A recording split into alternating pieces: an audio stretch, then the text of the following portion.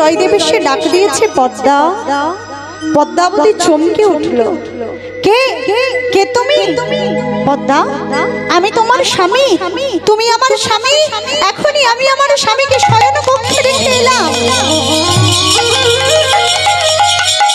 পদ্মা, কি বলছো? দেখো পদ্মা, এই তেলের পাত্র তুমি আমায় দিয়েছিলে স্নানে যাওয়ার সময়। আচ্ছা বলো তো, যে আমার আগে এসেছিল তার কাছে কি এই তেলের পাত্র ছিল? না স্বামী, তা তো ছিল না।